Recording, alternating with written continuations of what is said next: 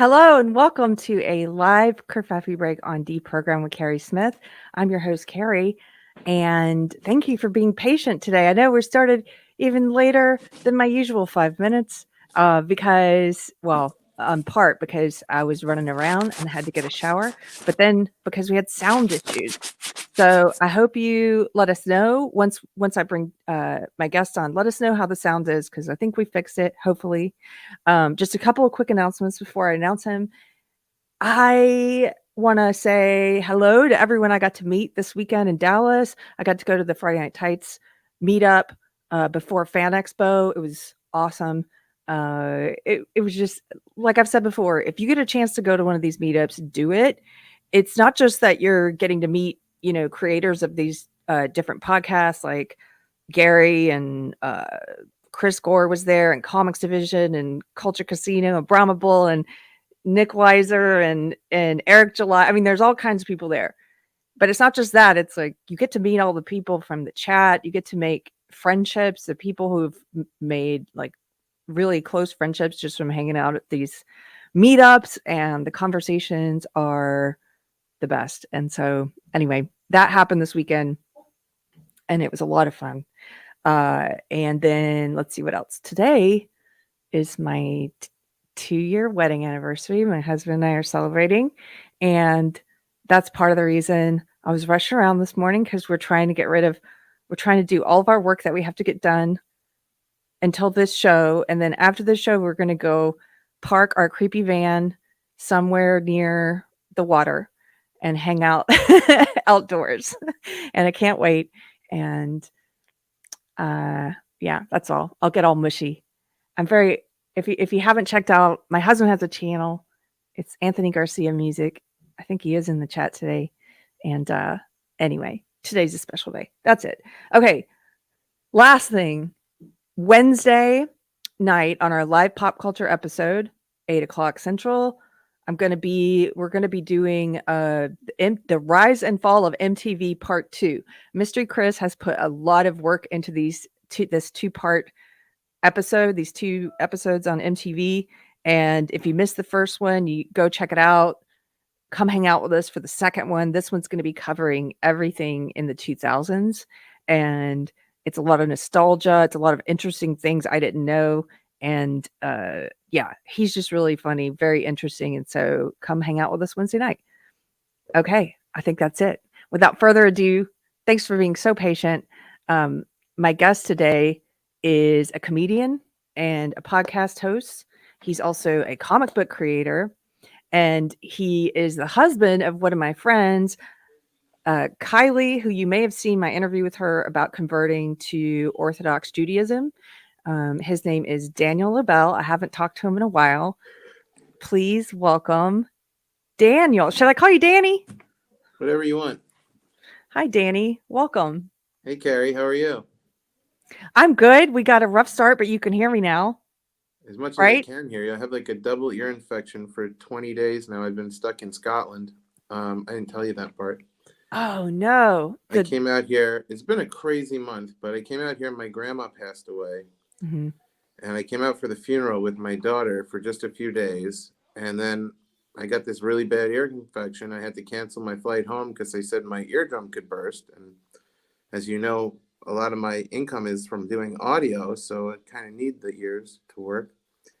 So I've been sorry to hear stuck that. here on an open-ended ticket with no end in sight in Scotland at my grandma who passed away's house. And my ears are not getting any better. I've been on 2 courses of antibiotics and all kinds of treatments. And so far, I can barely hear anything to begin with. So we had to get the audio up. Yeah. Well, you can hear me now? Pretty well. Hear you, as much as I can hear anything. Well, I'm really sorry. I knew you were in Scotland. I didn't know you got stuck there about the ear infection. I'm sorry to hear that. And yeah, we will pray for you. Thank you. Those in the audience who pray, say a prayer for Danny. If you don't pray, you like to say, do a push-up for Danny. Where's my prayer people at? Where's the prayer people? Well, thank you with all that going on. Thank you for taking time to be with us here today. And you've been through a lot recently because one of the first things we're here to talk about is not comedy, although I do wanna get to that, and not your podcast, but I wanna talk about you and Kylie were in the news recently because your home was burglarized, and you I've watched the video of it. Do you mind if I show a little clip? Go for it. Okay, let's watch this, and then I just wanna talk to you about this because you interrupted and confronted the burglar when he came back to try and remove his prints after he had stolen $25,000 worth of your podcast equipment. Is that right? Yeah, I'll tell you all about it after the clip because, yeah. Okay, we're gonna play this. Let's see. The victim, who's a podcaster, was unaware at the time that the suspect had already broken into a bus that he converted into a studio. The suspect getting away with thousands of dollars in equipment. Eyewitness News reporter David Gonzalez has the details. Daniel Lobell's only instinct when coming face to face with an intruder in his backyard on Thursday was to fight. You don't know if he's got a weapon. You don't know what he's going to try and do to you. A home surveillance camera captures Lobell immediately lunge at the man, using his daughter's playhouse and toys to protect his property and his family. Lobell says the man was able to jump a wall and run away before getting his hands on him. When something like this happens, it's very violating. You stop sleeping. You just go into a whirlwind of paranoia and anger and fear. But Lobell says the damage was already done. Hours earlier, the suspect broke into Lobell's bus, which had been converted into a mobile podcast studio. He says the thief got away with more than $25,000 in equipment. My heart dropped. I looked in there and all my stuff was gone. Lobell says the podcast bus is his livelihood, and it's going to take a lot of work to get back on his feet.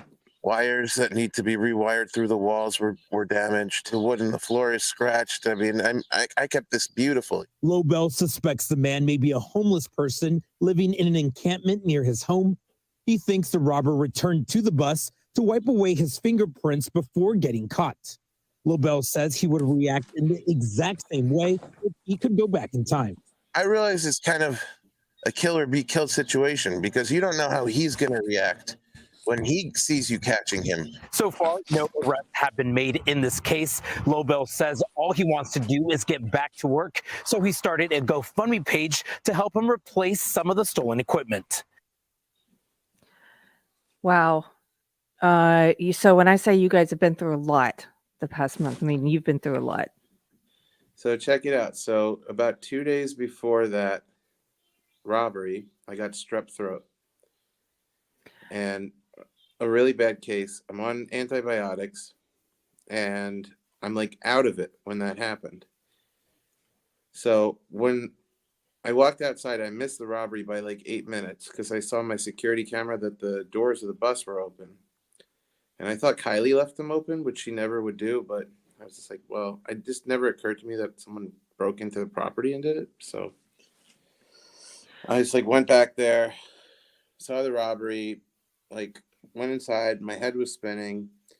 I go on my security footage. I start watching the robbery, trying to figure out clues or whatever, if I could figure out who could it be or what happened, and watching it over and over again. I just kind of was like, I was in like a antibiotics daze slash I just got robbed days, and like 2 hours just like flew by like 2 minutes, and then I'm just like, okay, let me just go outside and assess the damage and see like what was actually stolen. So I walk back outside. I'm not even looking up. I'm like, look in my own head. And then I look up and the guy is there, like right in front of me. I didn't know he was wiping off his prints. I didn't know what he was doing. I just knew that my back door was open and Kylie and the girls are in the house. And like, it just occurs to me that like this guy could go for, I don't know if he's got a weapon. I don't know what kind of psycho this guy is.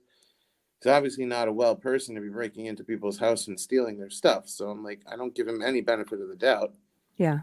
So I'm like, I have to kill him because like, if I don't, he could come in and harm my family. So I looked for whatever I could find as a weapon. The first thing I saw, like, it's all very quick, you know? It's like So- it's a time like kind of slow down, like it's seconds, but it feels longer.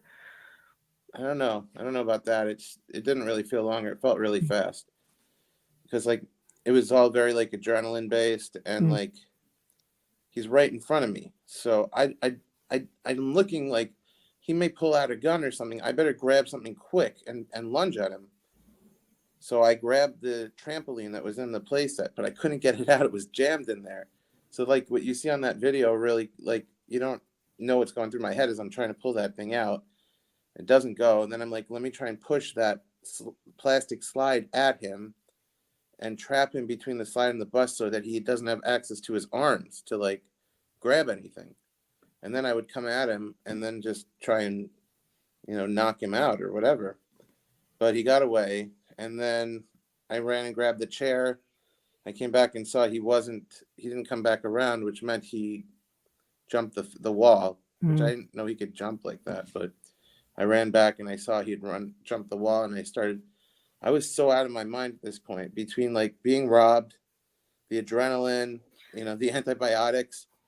And I'm just like, where are you going? I just want to talk to you. I just want to talk to you. Come back. And then I just started Did you screaming, say "I'm gonna that? kill you." Yeah, I was out of like, I told Kylie it like awakened my inner Tony Soprano. This was like, I was just like, I wasn't me. I was just like, I'm like, come back. Where are you going? I want to talk to you. Come here. And then I'm like, I'm going to blow your brains out. I'm going to, I'm just like, and then he just was running. And the police really didn't do anything to my knowledge. It took me going on Fox News to get them to come and fingerprint. And then I never heard from them again. Wow. Like You had to get your own like media attention to the story to get them to come and just try and do the fingerprints. yeah. I was a couple of things. I was struck by the fact that I was shocked that he came back to wipe his fingerprints down. Like Yeah. someone who's strung out on, who knows? Maybe he's not strung out on drugs. Maybe he's just a crazy thief. But like to have that kind of, to think about what you've done, know how wrong it is, know that it's illegal. You're very cognizant of all those things. And then to come back in this premeditated way of like, let me clear up any evidence. Yeah. It's kind of shocking to me. And I didn't register that that's what he was doing. Like when I came out there, I was just like, he's there. I'm here. Now it's like one of us has to take out the other one, That's my mentality on the situation. So you haven't heard from the police since this happened. When was this? It was the early May, right? Yeah, it's all such a days now because like it's been crazy. So like I get strep, I get robbed. Then after that whole thing happened, every news. Oh, so I show Kylie. This is crazy. So I show Kylie the video of me. I'm like, look what just happened in the backyard. I show her me going after the guy. And she's like, oh, this is great. I'm like, what are you talking about? He got away. I'm like, this is not great. I'm like, I'm screwed. He got all my stuff and he's gone. She's like, no, this video is great. She's like, this video is great. This is going to go viral. And I'm like, no, it's not. I'm like, nothing's going to happen. I'm like so defeated in this moment. She's like, I'm putting it up on YouTube. So she puts it on YouTube. It does go viral. It all of a sudden I get calls, NBC, local Fox, what else? KTLA and CBS all want to come to the house. So I schedule them all with a 2-hour break in between each one for the next day. It's crazy. So all these film crews are coming in and out of my house the next day. Do you think without the video, you guys could have gotten the media attention to then get the cops to pay attention? No. No. That was a miracle. There's a lot of miracles in it, There's a lot of good stuff within the bad stuff. But, I guess we'll get to that. But, yeah. So. And you're all of a also sudden, trying to all the recoup. local news. You're trying to recoup your podcast costs, right? Like that. Yeah. He stole. What did he steal? Tell us a little bit about your podcast van. Okay, so that's a business that I launched a year ago, and I went like all in. I got all the best equipment to produce podcasts for other people, video and audio equipment. and just like I was like, let me have the best studio, and on top of that, it should also be on wheels, you know? Mm-hmm. Like I didn't want it to just be a novelty that the studio is on wheels and that it can come to you. I want the best studio to be able to come to you, because like it should be the choice of studio whether it's mobile or not. That was my thinking, because I've got years of engineering. So I got all the best equipment. And so you can actually take it out of there. It's not like permanently in your backyard. You can take it to people to record. That's the business. Yeah, it's called The Podcast. If I ever get back from Scotland, we're relaunching. It's the podcastbus.com. And we've raised enough money to get the equipment again. There's still a GoFundMe because I've been out of work for a while, and there are other expenses of damage, but if anyone can contribute, thank you. That'd be great. Either way, I'm relaunching this business. So the podcastbus.com, we've raised enough to buy the equipment back. So that's amazing. That was the number one. Thank God. Yeah. So, to be able to do that. My husband has some friends. They do a mobile recording studio for musicians. It's kind of a similar idea. They can take it to you, which is cool. Yeah, that's the same. Yeah, same idea. I probably get along great with them. Similar-minded people. Here, in case anyone wants to contribute, I just put the GoFundMe up on the screen. I'm also going to drop it in the chat, and then I'll add it later. I didn't have it in the description, but I'll put it in there. I really appreciate it, because like I said, I've been stuck on top of losing work from what happened. I've been stuck here in Scotland with an ear infection, so I haven't worked for a long time, so I'm really falling behind financially. So if anyone can help, that'd be amazing. Well, but no tell me about this. Somebody in the chat, one of my friends, Therese, says this guy is like Job.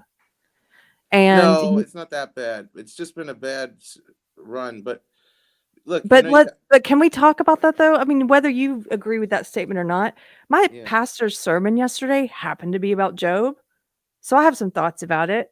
Okay. But even if you don't describe it that way, maybe it's a Job-like month. A Job-like month, maybe. But I know that you're an Orthodox Jew. Your wife Kylie, my friend Kylie, converted to Judaism. We talked about that.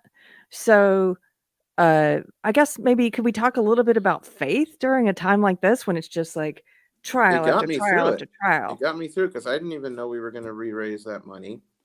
I was just like, on one of the clips, like I said, and it got on national TV, which was pretty cool. I said that they're like, what do you think about all this? And I said, I think it's good somehow. And this is like when I was really like, I hadn't raised any money. I was out of, I'm on antibiotics. I'm sick. I'm robbed. And I was just like, I'm like, this is good. And they're like, how is this good? And I'm like, well, because everything happens for a reason. Everything comes from God, and God is good. So inherently, this is somehow good. I don't have to know how it's good right now. I don't have to see how it's good right now. I may never see how it's good, but I have to trust that it's good. And I don't know, like that got on the air, which I was really amazed, like that I got that message out, which is, I thought was pretty cool. That they didn't cut that part, right? Yeah. Like, cut the Jesus, the God, not sorry, cut the God talk. Yeah. Well, another one cut what I said also. Like, they're like, why do you think this happened? And I think it was Fox, actually. Not Fox News, but Fox Local, I think, was the one who did it. Or maybe it was NBC. I don't remember it, because it's all blur. But one of them said, why do you think this happened? And I think they wanted me to say, I think it was Fox. I think they wanted me to say, because LA is being run poorly, and that homeless encampments, and yeah, I'm sure that's true, but that's not what I said. What I said was actually something that I heard from one of my rabbis. I'm like, I think this happened because God is asking me to cry out to him, because God always wants a closer relationship with us, and sometimes we ignore that, and sometimes he has to give us a little push to say, like, to strengthen that relationship. And then a newscaster looked at me like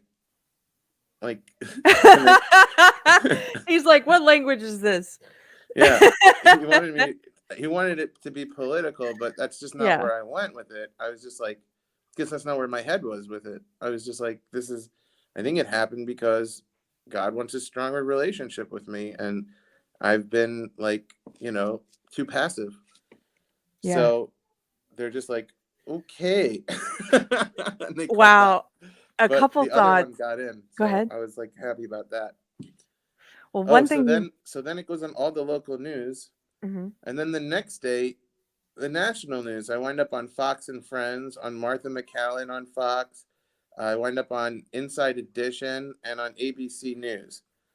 Then it goes to all the syndications. So like it's like the next day it's like a news story on like ABC Phoenix, NBC not Toronto, but like NBC Toledo or whatever. Mhm. Like hundreds of local stations are playing the same story, and I was like this is all after I said it's good. Somehow I don't know it's good, but it's good. And all of a sudden I'm like having friends of mine be like, wow, I'm witnessing a miracle, because instead of like you becoming depressive and everything, you were very like pro faith, and you were very even in the darkness of this, you were very optimistic, and you put that message out there, and all of a sudden like your story is everywhere, and your GoFundMe is getting funded, and they're like, if that's not evidence for like having faith in a dark time, I don't know what is. So Yes. somebody who like at first was like just like, oh man, I feel so bad for you and everything, and like, what do you think about all this? Because they're not like religious. I kind of got what they were saying. They're like, well, what do you think of this? It's like a religious person, like, where's your God now, or something. Like, they weren't Yeah. saying that strongly, but they were Curious. they were kind of like curious. And then that same person was like, wow, this is amazing. Like, I just at first I was like, he's a religious guy, why would this happen to him? And then like I'm looking at it, and it's like it's kind of a beautiful thing that happened, and like all these people are supporting you, and everybody knows the story, and you're getting good messages out there, and like you're getting advertising for your business for free from this. And like he's like, this is like probably a gift. And I heard something really cool recently that like from another rabbi, but he was saying that everything is a gift from God, the good and the bad. But there is no bad if your perspective is good. So like, if you keep a good perspective, you can understand. If you're like a perspective ninja, basically, like you'll understand how the bad is good. Yes. And if you don't understand and you still believe that, it'll still feel good. Like everything is perspective. And if you keep a positive, optimistic perspective and a love of God and an understanding that God is always giving you gifts, then everything is a gift, even the things that seem tragic. Yes. Which is like, so then like, this GoFundMe thing, it's going well. And, I'm able to buy my equipment back, and I've got all this TV coverage. And then the next thing I know, so then I think that's my daughter. Hi, Sophie. You want to say hi? No. Say hi. Hello. Hi. You don't have to. I'm shy. You're shy? That's okay. No problem. That's okay. So the next thing I know, can you go back out and do that, and then okay. So it's my mom in the background. So so all of a sudden things are looking up again because the GoFundMe is going well, and I'm like, all of a sudden in my neighborhood, everybody knows me from TV. It was so crazy. Like, and people are learning about the podcast buzz, right, which is and cool. people are learning about the podcast bus, and everything seems like really good. And I'm like, wow, this is, except that we were like terrified in our house. That is the one thing, like, it's just very violating. But Was there that like aside, a lot of like everything is like looking really up. And then my grandma passes away, who I was very, very close with for my whole life, obviously. And so, oh wait, I'm missing a piece. So the strep does not go away because of the stress of the robbery. Like, I don't heal at all. And I run through the whole course of antibiotics, and I'm just as like probably sicker than I was when it started. And I go back to the doctor and they're like, well, did you experience any stress while you were? I'm like, yeah, I did. And I show her the clip on my face, and she's like, Yeah. oh my God. She's like, okay, well, I'm going to guess that's why your body didn't give itself a chance to heal. I'm going to give you another course of antibiotics. So I go on a second course of antibiotics. That one works. I beat the strep. Now I'm feeling like everything is good. I'm feeling healthy again. The money is there for me to buy my equipment back. Yes, I am out of money from not working and stuff, which is why I'm still asking people if they can contribute, because, and there's damage to the bus that I'd like to fix, but just like scratches in the wood and some wires that need replaced. Nothing terrible, but like, you know, there's work to be done still, but everything is good. Everything, I'm no complaints, you know, and I'm feeling better. And then I get this call that my grandma passes away. And I'm like, oh my gosh, this is terrible. So I booked a flight that day to Scotland with my daughter, Sophie, who's here. And we jump on a plane to get to the funerals the next day. Because Jewish people, we bury fast, you know, we don't, that's part of it. We don't want the body sitting around. We bury the body right away.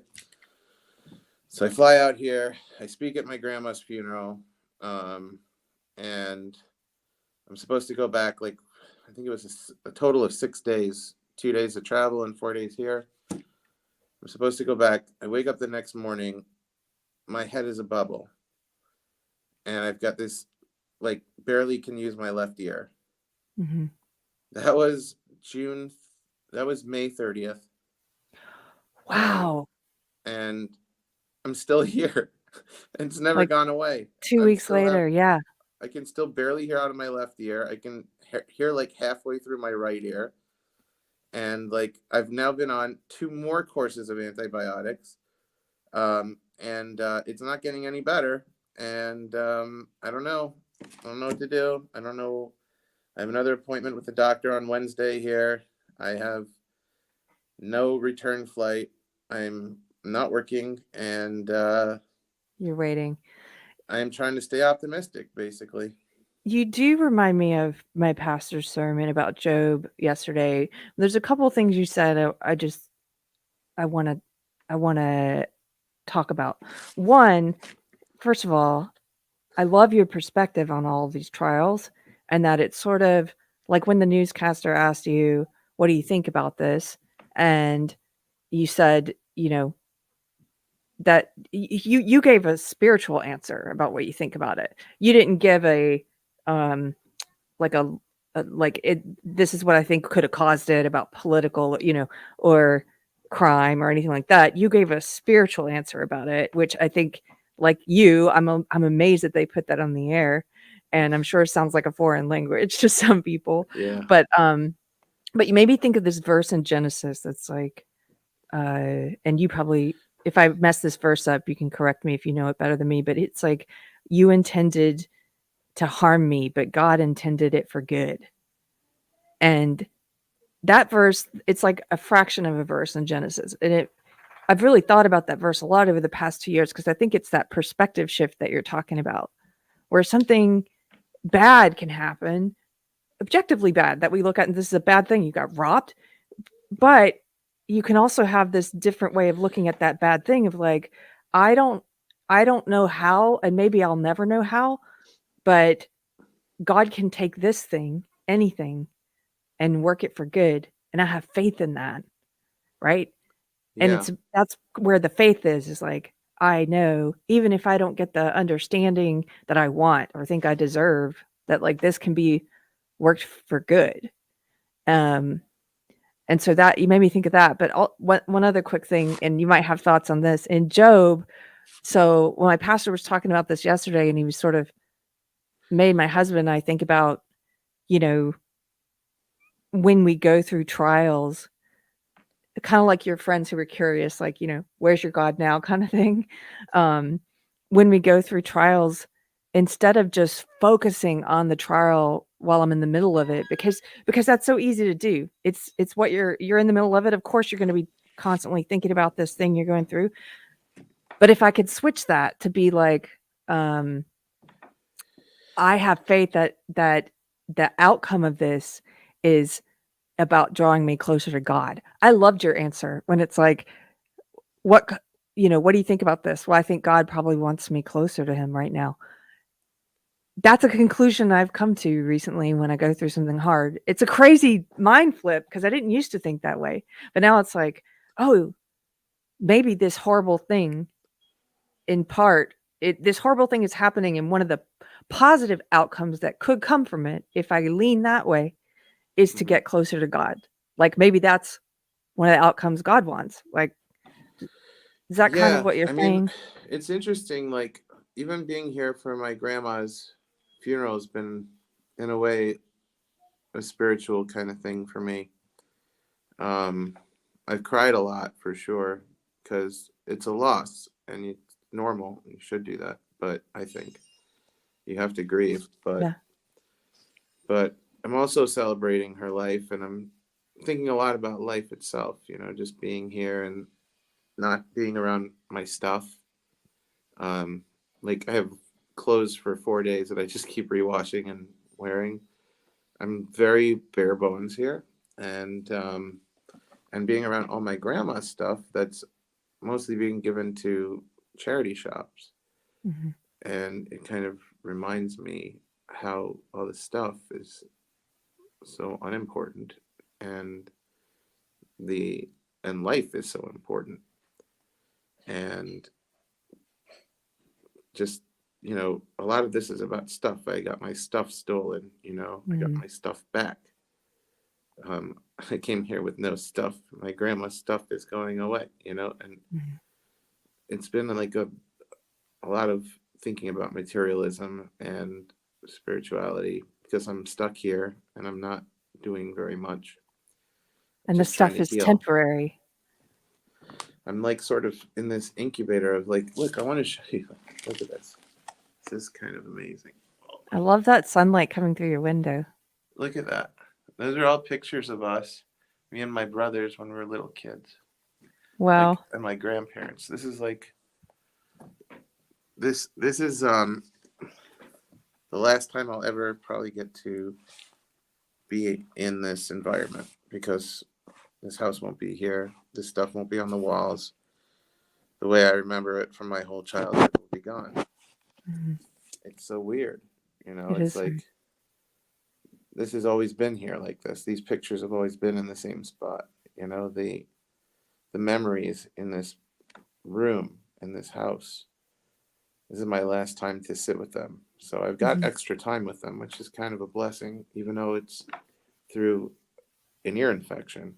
Yeah. I don't have to run away immediately because it's like a lot of my childhood is here. Like, I spent many summers here with my grandparents, and Glasgow is like a big part of my life and my childhood. And so at least I don't have to like run away from it that quickly. Maybe it's just like a little extra time to say goodbye, Yeah. So, because every day there's less pictures on the walls and less books on the shelves because my mom and uncle are getting rid of stuff. So Yeah. it's like withdrawing from, it's a withdrawal in a way. Like I wish I had money and I could buy this house and preserve it exactly how it is as a museum to my grandparents and always come back and visit it forever. Yeah. But I can't. And so at least I'm getting to sit with it. There's good in everything, there's like, as much as I've been suffering with my ears, and every single day when I wake up, I'm like, it's still there. Yeah. Like, why is this ear infection not going away? I need to go home. I need to see my wife and my other daughter and get back to work and make money and like pay bills. and I'm sort of stuck in this incubator, but in the meantime, I've been going for walks and connecting with nature and spending a lot of time with my older daughter and laughing with her a lot and showing her all the places that I got to go when I was her age. And so That's there's a lot of beauty beautiful. in that. There is. And I like your point about how you're observing and thinking about stuff, because you just went through this thing about your stuff. And as you said, now with your grandma having passed away, like, and seeing what happens to our stuff, after Yeah. we're gone, and that it's this temporary thing. I think so it's so easy in our modern lives to forget about what's important, to get separated from um, how our life here is finite and all the things we're collecting and amassing in our lives. It's like sometimes I have to remind myself of that, and God will give me a moment to remind me of that. And I had this weird moment yesterday because my aunt had just visited last month, and she's like my grandfather. She's like planning out her whole funeral in advance so nobody has to do anything. Like my grandfather had not only bought plots years ago, but he also like bought his own casket and paid for the service and the preacher. He, like everything was taken care of, and so nobody had any choices to make, and it was just like he's like, I'm doing this so you don't have to do it kind of thing. And so my aunt, anyway, she's got all this planned, and it sounds morbid, but in some ways it's very, I don't know, it's like being recognizing what's real and what's not in this life. And so she brought this song with her that she wants my husband to play at her funeral. And I want to just interject yeah, that I'm such a yeah. fan of your husband's music. My wife Oh, showed me a music video of his, and I'm like, this is like better than anything you see. Like anyway. I just wanted to say that at some point in the show to give him a shout out oh, because I'm a fan, and that was a good place to Anthony, put it. So continue. thank Sorry. you. He is very good, and He's really good. Like yeah. really, really good. Anyway, sorry. Well, she wants him to play piano at her funeral, and she brought the music for him to learn. And yesterday, he started fiddling around on the piano and like playing that song, which is called Midnight Cry, for her funeral. And I just started crying. I was like, but not, it wasn't entirely in this sad way. It just kind of, God gave me that moment of being like, hey, one day you're going to hear him play this song at her funeral. And, you know, don't waste it. Like the time you've got and the things that are real, the things that are important. Like it was just like one of those little reminders of like, hey, remember what's important, because we have so many opportunities during our daily lives to get lost in the meaningless, And I do. I get lost in it, and then God will like pull me back to like, hey, remember what actually means something. Like, For sure. and anyway, it feels like you've had a lot of those moments recently of like, A hey, lot. what's important, you know? It's So, crazy. My grandma's was escaped the Holocaust too. She came from Austria, from Vienna wow. to Scotland. So like talk about getting like abandoning all your stuff and belongings, Right? and she came here and met my grandfather, who is a Scottish Jew, and made a life here for many years, and she lived to almost be 99. And she was very Wow. What a sharp and life. funny and an amazing storyteller. I get a lot of my skills from learning from her because I spent so many nights in around her kitchen table here, just like till 2, 3 in the morning, laughing with her and like just talking about life. She had an amazing outlook on life, and I went back with her to Vienna, Austria, a few years ago. She was invited back by the government to be honored as somebody that they were responsible for killing her family and kicking her out, and they brought her back, and I guess it was a bit of a saying sorry or whatever, I don't know. Yeah. But I went with her and my mom and my uncle, and it was an amazing experience. And my grandma still spoke fluent German and was able to take us to her childhood home and navigate around the neighborhood and show us everything and where it was, and looked out the window, and she showed me where across the street one morning she woke up, and the leather man guy, who they had people that did leather, Mhm. who was Jewish, like hung himself from one of his belts in front of his store. And she was 12 years old, and she saw that, and she knew things were getting really bad. I mean, she gave me a lot of perspective on life, and just being in her house, it's just such an amazing, it's just an amazing place to be. Like it's a warm place to be, and I want to hold on to all of it. Like I don't want to let it go, but I've really had to learn to let go lately. Like all my equipment that was stolen, even though I replaced it, I had a lot of sentimental value attached to that equipment that I had bought, the first time around with my own money, not GoFundMe money, which I'm grateful for the GoFundMe. I wouldn't, I needed it, but the first time around, it was like blood, sweat, and tears to get every piece, like, Yeah. it was really hard to lose those pieces. And then it's just like, well, it's just stuff, it's just stuff. Like as much as I put my own stuff onto it, it was just stuff. And stuff comes and goes, and then like Yeah. you lose a person who's important to you, and then you're like, well, that's what matters. Like it's not stuff that matters. You don't cry over lost stuff. Mhm.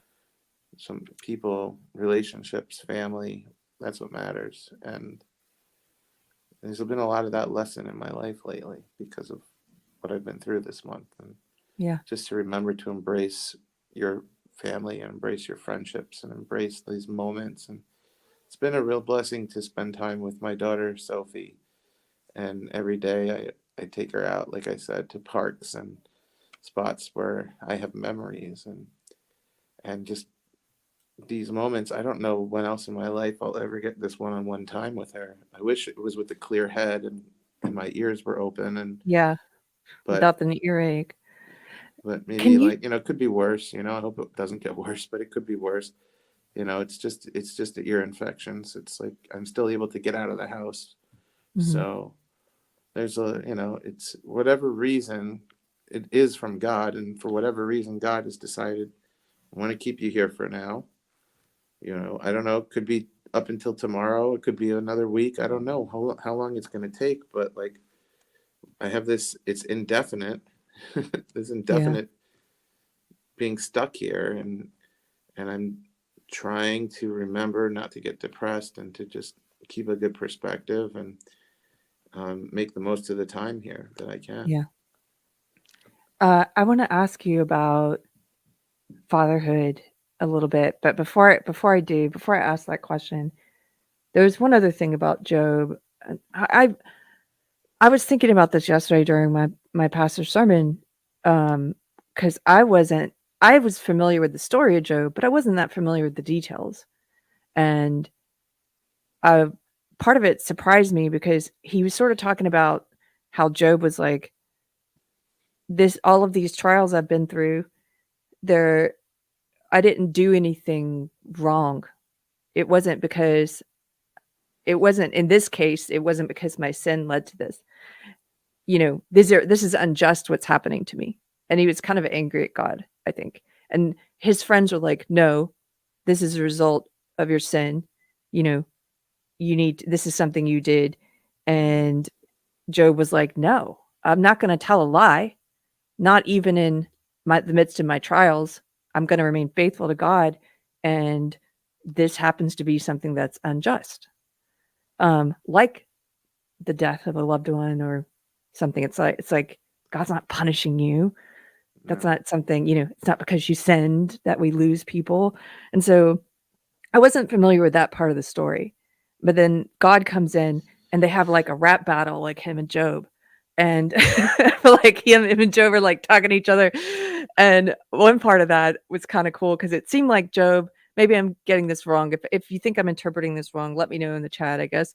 But it seemed like Job was sort of like, but I want to know why this is happening to me. And God's kind of like, do you know when the mountain goats give birth? Do you know that? Like, he's basically like, you're not God. You don't know what it's like to be God. And you may not get an answer about why this is happening. And then God like chastises Job's friends for telling Job that it was something he did wrong. And he's like, no. And Job basically repents for like for demanding an answer, I guess, or feeling like he needs to know.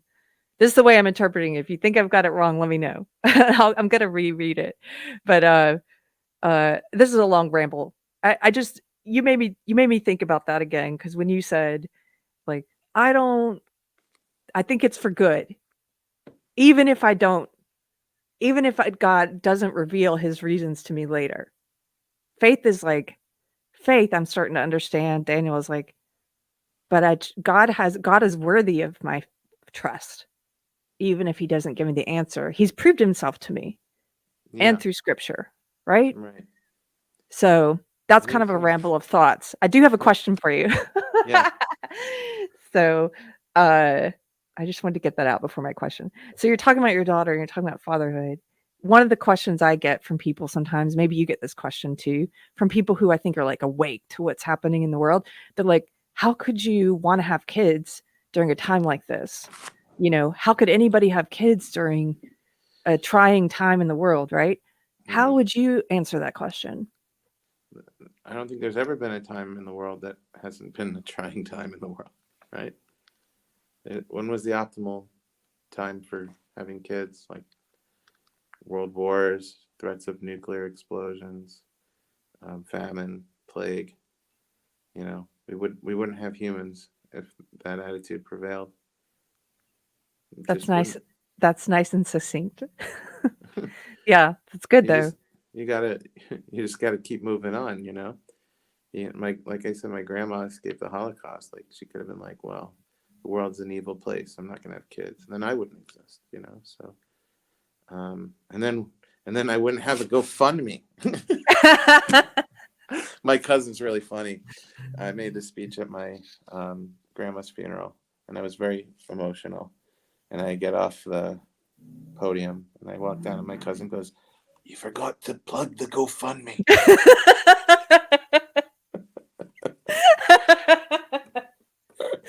I love that. I like it's like I just love comedy. I love humor, dark, inappropriate, not what have you. It's like that's what it's for. And then he goes, "Not the time, not the time." Not the time. uh, Tell me a little bit about your podcast, and comedy. Let's talk about that. So the Modern Day Philosophers podcast, I haven't put one out in a minute, but I intend to when I get back to real life. It's just me talking philosophy with different comedians, and we bounce off of the ideas of a philosopher and see where they land with it. And I don't really try to steer them to believe one way or another. I just kind of like to hear where people. It's kind of an interesting. I think it's well. If I didn't think it was an interesting format, then why am I doing it? But Right. I think it's an interesting format in that you kind of can really understand, pull the curtain back and understand how people are seeing the world that way. Like, because a lot of comedy is a front for how you see the world. And then when you get into philosophy, you kind of, have to like, okay, well, this is how I really see it. Mm-hmm. And I found it very interesting. Like I found like I've been surprised a lot by what comedians have said to me on the show because their persona is put on the shelf and you kind of dig into some ideas that I don't go into it knowing what we're going to read either because I don't want to be a bad teacher of the material. I Mm-hmm. wouldn't be a good teacher because I'm not a philosophy teacher. So I like to go into it cold and like I don't know what we're about to read. And that way, I'm not also I don't want to be like fake smart, like, Mm-hmm. I can go and Google what this word means or that word means beforehand and Yeah. then look all sophisticated when they don't know what it is, Right. So it's like, I'm okay being an idiot and just trying to work my way through, I wouldn't call them complex ideas, but they're complex because ideas are at their core are all pretty simple, I think, but they're complexly worded ideas. So Yes. like, that's I think the difference between what's perceived as very intellectual and what isn't is how well you can code your thoughts through highfalutin vocabulary. But all ideas are pretty basic at their core. Mhm. There are equations and stuff that are complicated, but even like the idea for the atom bomb is just like a pretty complex code to make it happen. The idea is pretty basic. It's like blow shit up, what if we just blow them all up? All right, well, that's a simple idea. Then how to get there can be very complicated, but But the ideas at their core, the core of all ideas, are pretty simple. So Hmm. once you can dig through all the fancy language and understand what the idea is, it's probably something you've thought of yourself. I found that a lot of times, maybe what you're saying is true, but I have to think more about that. All ideas are pretty simple but one thing you immediately made me think of is that a lot of times I'll have what to me is an epiphany or a new idea or something that I'm like, oh, like I get this now. And then later I find out, and I'm glad to find out, oh, this is an idea someone's had before, and they've written about it much more articulately than I can express it. Like, and like, oh, okay. But that actually is like good because it means, okay, I'm on the right path. Like other people have arrived at this conclusion or this like, Oh yeah, idea about the way things work. I was like, when I started this years ago, when I started doing Modern Day Philosophers, I was like, I don't want to start thinking from scratch. That seems like a lot of work when people have spent years developing thoughts and I can just absorb them in 2 minutes. Why should I spend all those years that they wasted to get to that thought? Right?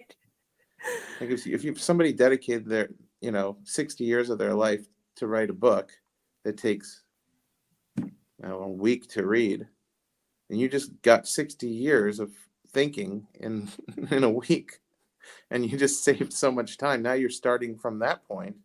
Right. And they didn't get to start from that point, And then if you could take the ideas from that book and succinct it and make it into like a 10-minute podcast or whatever, you just got 60 years compressed. I don't know if you can take Condensed. the whole thing, but like think about how much time you're saving on thinking. People spend Yeah. a lot of time thinking, and you could just jump on where they landed and save years.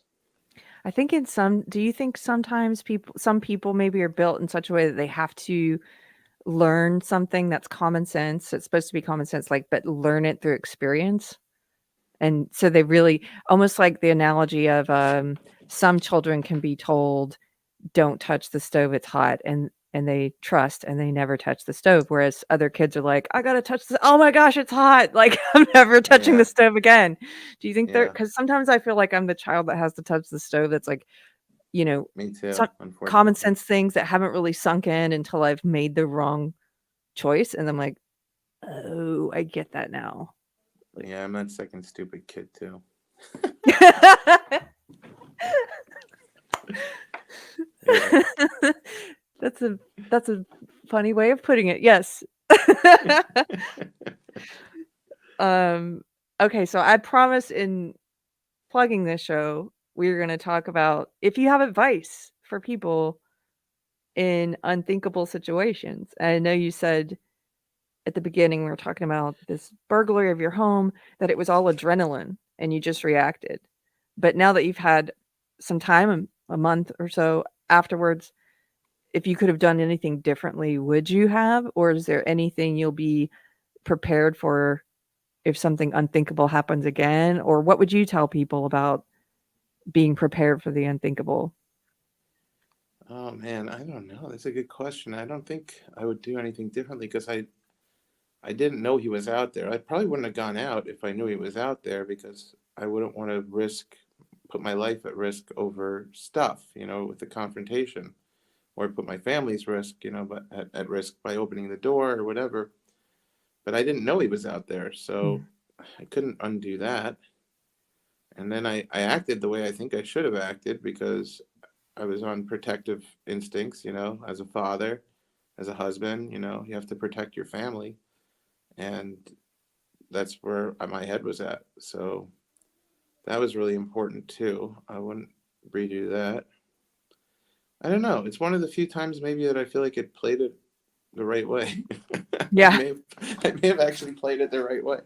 Your inner Tony Soprano came out.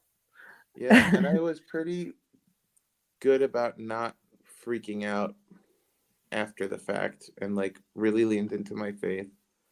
And I could have become really anxious or depressed, but I didn't. And I just believed it would work out. And so far it has. You're making me impressed with myself. I'm impressed with because I'm you. realizing maybe I wouldn't redo it any other way. I think it would have been so easy to become resentful, angry at God, like, why did this happen to me? Why is all this happening to me? I It probably would have done very that in the past, when I wasn't yeah. in such a good place. Not that I'm like in the best place spiritually. I'm not a rabbi or anything. I'm just a comedian who, leans into my religion for comfort, and inspiration. Mhm. I'm not a spiritual leader or anything. I'm a spiritual follower, Same. But yeah, there would have been times in my life that this could have been devastating, and it wasn't, because I had that infrastructure, that spiritual infrastructure in place, and I just believed, whether we would get the money back or not, that this is somehow something good, and I'm just going to roll with it and see what happens. And so that was, and I have an amazing wife. My wife is a great support. Like, I always say, like, I believe the woman is the spiritual foundation for the home. Mm. So, like, if your wife is a spiritual person, because women are closer to God, and that's why childbirth happens through a woman. There's this closer relationship that they have with the creator, because they get to be more part of the creating process than men do. So, like, if the woman is more spiritually connected, the man is going to follow. And the opposite is also true, I've seen. So, like, if the woman is, and not to say that there aren't more religious men than women, but Right. I know I what think you're saying. it generally works true that if the woman is very connected, the home is going to be more spiritual, even if the man isn't as connected. Mhm. This is my grandma's home is a very spiritual home. She was a very spiritual person, so, like, that's why there's such a pleasant, comfortable presence here, that even when I'm sick, it's very just comforting to sit here. She's also was my grandma, but Yeah. still is my grandma somewhere up there. But I'm thinking about that because I have noticed and talked about before, in my old religion, ideology, social justice, I do notice a lot of women leading, it seems to be to me, leading their male partners, boyfriends, spouses, what have you, into that belief system. It seems like the woman is the most devout woke, and the husband follows, or the boyfriend follows.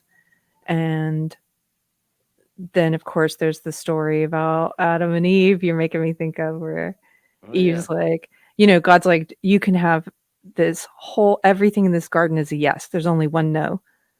And then right, the devil tempts Eve and is like, why is God such an authoritarian, huh? Why is there a no here? And you right. should have why doesn't God? And so then she And gets Adam tempted, and follows then her, she's like, yeah, Adam follows her. Just like, because men, we follow the women. So, that's yeah. why that story, I think, goes that way. It's not like Adam and then she follows. It's like it was up to her to set the spiritual tone.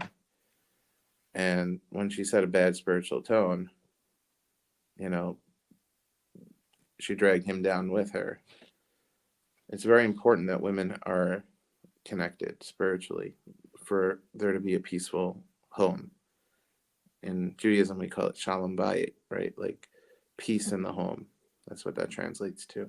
Wait, can you say it one more time? In Judaism, it's called shalom bayit. Shalom is peace. Bayit is home. Peace in the home. So, like, you want to have a peaceful home. You want to have a home, like, you want a peaceful home up here, and you want a peaceful home around you, right? Mm-hmm. Peace, inner peace, and outer peace. You don't want a house where the husband and wife are fighting. You want harmoniousness. There's nothing better than that. Like, there's no vacation you could take that's better than a peaceful home, right? Mm-hmm. And then if you go on any vacation and you guys are vibing and it's good, that vacation's a great vacation, right? Like, So it could be like off the side of a turnpike, or it could be Hawaii, but it doesn't matter if you guys are at peace with each other and happy with each other and treating each other kindly. Like, you're going to have, a great time. And if you have doing the same thing in your head, treating yourself kindly with your thoughts and being at peace with yourself, then like, you could be stuck with an ear infection away from your family, and it's not the worst thing. It's all, it's all about what I would call a spiritual meditation.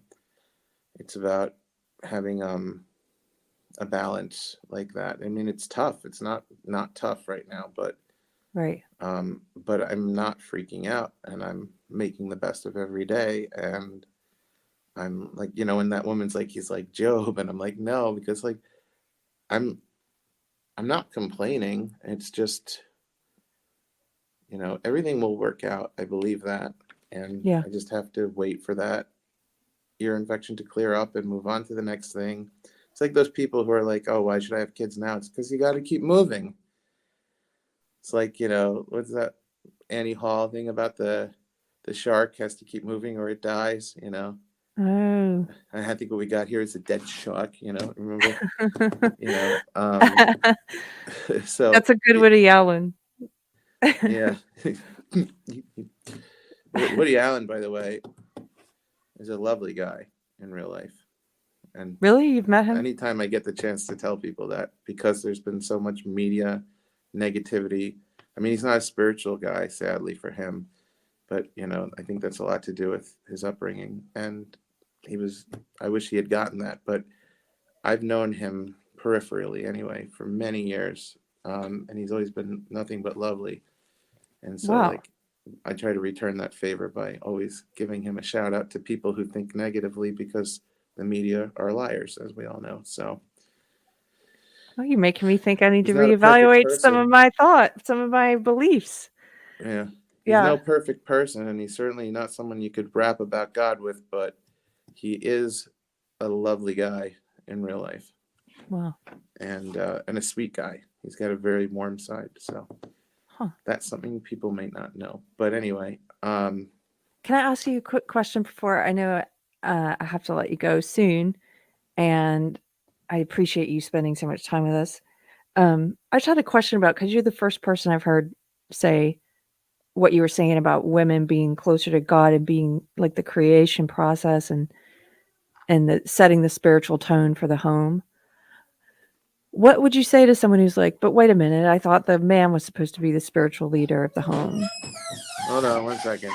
What's the matter? What's the matter? I told him not to come in. It's okay. It's okay. Aw. It's okay. You all right? It's okay. Hi. Thanks for sharing your dad with us. What? It's okay. What's up? You all right?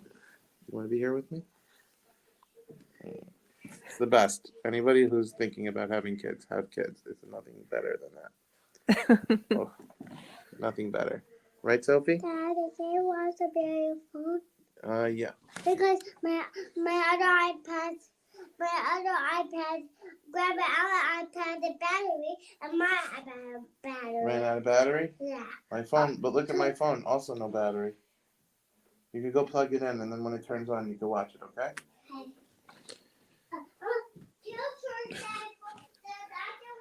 She's the best. But yeah, so the question was about women being the spiritual center of the home, but what was the thing that Oh, but what about people who would ask like, but what about men being the spiritual leader of the home? How does that work? Because you're making me think of like, I think there's truth in what you're saying. And I also think, and I'm going to have to think about this more, if the woman is the spiritual center of the home in some ways, but is it about like giving that leadership role to the husband though? I mean, a man definitely has a strong role to play spiritually in the home, and I'm not saying that they have a pass or anything, and they should. It's just like, it just seems to follow the woman from what I've seen, and I don't know what the evidence if there Yeah. is any for this is, but just my observation, like, and you brought up the Adam and Eve story, but like, which is a great example of it. But I just think, just from looking, if you see like someone who has a bad wife, they kind of take them down a bad track. If you have someone who has a good wife, it's like they can transform, because we're just so different in terms of like how we connect, and Yes. women connect on this other kind of spiritual level, I feel like. And like I said, with childbirth, I saw it with my wife when she gave birth both times. It's like the man doesn't get to, we're involved, but we're not so involved in creation. Like if we talk about God and we talk about God's title, he has a creator, right? Mm-hmm. And like you and I like to think of ourselves as creatives, like we're creatives because we like to create. It's always interesting to me when you find people who are creative, or like they call themselves a creator, content creator or this creator or that creator, but then they're not into God. And it's like, well, Yeah. it's interesting because you'd think you'd want to be like, who's the ultimate creator? Who created you?